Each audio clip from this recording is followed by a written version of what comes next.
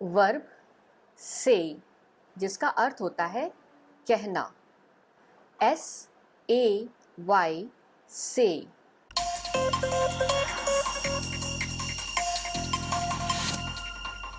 जब किसी ने कुछ वर्ड्स यानी शब्दों के माध्यम से कोई बात बोली या कही और वे शब्द साफ साफ यानी क्लियरली नहीं सुनाई दिए या फिर से उन शब्दों को दोबारा सुनना हो तो हम क्वेश्चन करते हैं क्या कहा। इंग्लिश में कहेंगे व्हाट डिड यू से। तो जब शब्दों यानी वर्ड्स के जरिए किसी बात को व्यक्त करते हैं तो इस क्रिया को इंग्लिश में से कहा जाता है।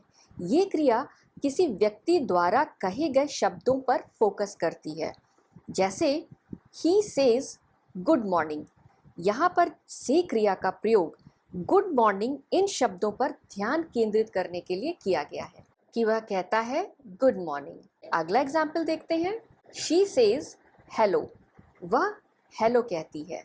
या फिर आई सेड नो, मैंने कहा नहीं। किसी व्यक्ति द्वारा कहे शब्दों को ज्यों का त्यों दोहराकर बताने या फिर अपने शब्दों में बताने के लिए भी इस क्रिया का हम प्रयोग करते हैं। जैसे ही सेज यू आर राइट, वह कहता है कि तुम सही हो। यहाँ पर ही यानी सब्जेक्ट के द्वारा कहे गए शब्दों को यू आर राइट इस लड़की ने बिल्कुल कॉपी करके ज्यों का त्यों बताया है। तो इस तरह से इस क्रिया का अर्थ होता है शब्दों के माध्यम से कोई बात कहना। आइए अब वर्ब से इसके 5 फॉर्म्स को देख लेते हैं। V1 फॉर्म यानी प्रेजेंट फॉर्म होता है से। V2 फॉर्म यानी पास्ट फॉर्म होता है सेड। V3 फॉर्म यानी पास्ट पार्टिसिपल फॉर्म होता है सेड। V4 फॉर्म यानी कि प्रेजेंट पार्टिसिपल फॉर्म होता है सेइंग। और V5 फॉर्म यानी कि थर्ड पर्सन सिंगुलर फॉर्म होता है सेज। V1 फॉर्म को प्रेजेंट फॉर्म, बेस वर्ब या फिर रूट वर्ड भी बोला जाता है क्योंकि V1 फॉर्म से ही बाकी सारे फॉर्म्स बनाए जाते हैं। V1 फॉर्म से, V2 form said said, V3 form said, V4 form ING add करके बनाया गया है सेइंग और V5 फॉर्म से में S ऐड करके बनाया गया है सेज। इसे इस तरह से याद करिए, से, सेड, सेड, सेइंग और सेज। से एक इर्रेगुलर वर्ब है जो कि डी या ईडी रूल को फॉलो नहीं करता है। आइए देखते हैं इर्रेगुलर वर्ब और डी ईडी रूल क्या होता है। वर्ब 2 प्रकार के होते हैं, रेगुलर वर्ब और इर्रेगुलर वर्ब। रेगुलर वर्ब वे सारे वर्ब्स होते हैं जिनके V1 फॉर्म में डी या ईडी ऐड करने पर हमें उनके V2 और V3 फॉर्म मिलते हैं।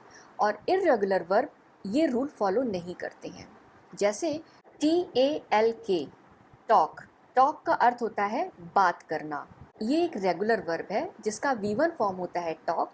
V2 फॉर्म टॉक में ईडी ऐड करने पर बन जाता है टॉक्ड और V3 फॉर्म भी टॉक्ड। Talk, talked, talked. से एक इर्रेगुलर वर्ब है जिसका V1 फॉर्म होता है से, V2 फॉर्म होता है सेड जिसकी स्पेलिंग है SAID और V3 फॉर्म होता है सेड SAID सेड। से, सेड, सेड। वर्ब से इसके इन 5 फॉर्म्स का यूज़ करके हम टेंस के सेंटेंसेस को क्रिएट करते हैं जो कि इंग्लिश में बोले या लिखे जाते हैं। टेंस जिसे हिंदी में काल कहा जाता है ये 3 प्रकार का होता है, पास्ट यानी भूतकाल, प्रेजेंट यानी वर्तमान काल और फ्यूचर यानी भविष्य काल। टेंस हमें ये बताता है कि कोई कार्य या कोई क्रिया कब हुई। जैसे कोई काम पास्ट में ही शुरू होकर के पास्ट में ही ख़त्म हो गया, या कोई काम वर्तमान में अभी हो रहा है या होता है, या फिर कोई कार्य अभी फ्यूचर में होगा। तो आइए चलिए से इससे बने कुछ सेंटेंसेस देखते हैं। दे से, वे कहते हैं। ही सेड, उसने कहा। ही हैज सेड, वह कह चुका है। ही इज सेइंग, वह कह रहा है। ही सेज, वह कहता है। वर्ब के V5 फॉर्म का यूज़ केवल ही, शी, इट या फिर किसी नाम के साथ प्रेजेंट इंडेफिनिट टेंस के अफर्मेटिव सेंटेंसेस बनाने के लिए किया जाता है।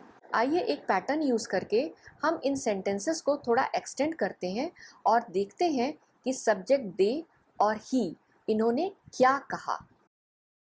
हमारा सेंटेंस पैटर्न इस तरह होगा। सबसे पहले हम लिखेंगे सब्जेक्ट। किसी सेंटेंस में जो कार्य को करता है उसे सब्जेक्ट कहा जाता है यानी कर्ता। और उसके बाद हम लिखेंगे सब्जेक्ट जो कार्य करता है यानी वर्ब, क्रिया। यहाँ हमारी क्रिया है से का अर्थ होता है कहना। अब उसके बाद सब्जेक्ट क्या कहता है यानी व्हाट, हम वो लिखेंगे, वो होगा हमारा ऑब्जेक्ट। तो इस तरह से हमारा पैटर्न बन जाता है subject plus verb plus object.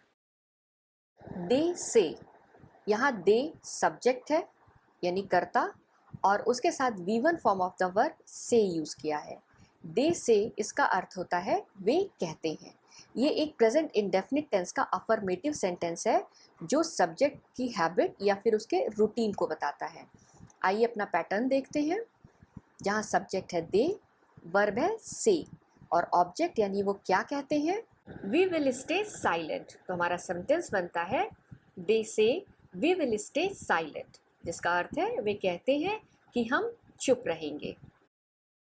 He said, यहाँ ही सब्जेक्ट है यानी कर्ता और V2 form of the verb said का यूज किया गया है। ही सेड, उसने कहा।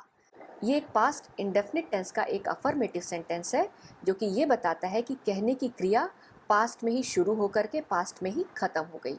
ये रहा हमारा सेंटेंस पैटर्न, जहाँ सब्जेक्ट है ही, वर्ब है सेड और ऑब्जेक्ट है समथिंग और उसके आगे हम ऐड कर देते हैं इन इंग्लिश। हमारा सेंटेंस बन जाता है he said something in English. यहाँ पर दो महिलाएं इस थर्ड पर्सन ही, जो कि हमारा सब्जेक्ट है, इसके बारे में बात कर रही हैं और कह रही हैं he said something in English, यानी उसने अंग्रेजी में कुछ कहा। ही हैज़ सेड, जहाँ सब्जेक्ट है ही, उसके साथ हेल्पिंग वर्ब यूज़ किया गया है हैज़ और साथ में V3 form of the verb said का यूज़ किया गया है। ही हैज़ सेड का अर्थ है वह कह चुका है। यह एक प्रेजेंट परफेक्ट टेंस का अफर्मेटिव सेंटेंस है। आइए अपना सेंटेंस पैटर्न देखते हैं। जहाँ सब्जेक्ट है ही, हेल्पिंग वर्ब है हैज़ और वर्ब है सेड। ही हैज़ सेड, वह क्या कह चुका है, नो। तो हमारा सेंटेंस बन जाता है ही हैज़ सेड नो। यहाँ पर फिर से ये दो महिलाएं इस थर्ड पर्सन के बारे में बात करके कह रही हैं ही हैज़ सेड नो, जिसका अर्थ होता है वह कह चुका है कि नहीं। ही इज सेइंग, ही यहाँ सब्जेक्ट है, उसके साथ इज हेल्पिंग वर्ब का यूज़ किया गया है और साथ में V4 form of the verb saying का यूज़ किया गया है। ही इज सेइंग का अर्थ है वह कह रहा है, जो कि प्रेजेंट कंटिन्यूअस टेंस का एक अफर्मेटिव सेंटेंस है। आइए सेंटेंस पैटर्न देखते हैं। जहाँ सब्जेक्ट है ही, हेल्पिंग वर्ब है इज, वर्ब है सेइंग। ही इज सेइंग, अब वो क्या कह रहा है, द प्रेयर। तो यहाँ पे सेंटेंस बन जाता है he is saying the prayer, वे प्रार्थना कर रहे हैं। ही का अर्थ वह होता है और अगर आप किसी को रेस्पेक्ट दे रहे हैं तो ही का अर्थ वे भी बोल सकते हैं, वे प्रार्थना कर रहे हैं। ही सेज, जहाँ ही सब्जेक्ट है और साथ में V5 form of the verb says का यूज़ किया गया है। ही सेज यानी वह कहता है। ये प्रेजेंट इंडेफिनिट टेंस का अफर्मेटिव सेंटेंस है जो सब्जेक्ट ही उसका हैबिट या फिर उसके रूटीन को बता रहा है। हमारा सेंटेंस पैटर्न है ये, और यहाँ पर सब्जेक्ट है ही, साथ में वर्ब यूज़ किया गया है सेज और इसके पहले हम एडवर्ब यूज़ करेंगे ऑलवेज, जो कि वर्ब की विशेषता बताएगा कि ये काम हमेशा होता है। ही ऑलवेज सेज, वह हमेशा कहता है। अब ऑब्जेक्ट लिखेंगे कि क्या कहता है, ही इज़ बिज़ी। तो हमारा सेंटेंस बन जाता है ही always says he is busy. तो इसका हिंदी में अर्थ होगा वह हमेशा कहता है कि वह व्यस्त है। Thank you for watching. I hope आपको मेरा वीडियो पसंद आया होगा। मेरे इस वीडियो को लाइक और शेयर ज़रूर कीजिए। साथ में मेरे इस चैनल को सब्सक्राइब करना मत भूलिए। थैंक यू, धन्यवाद।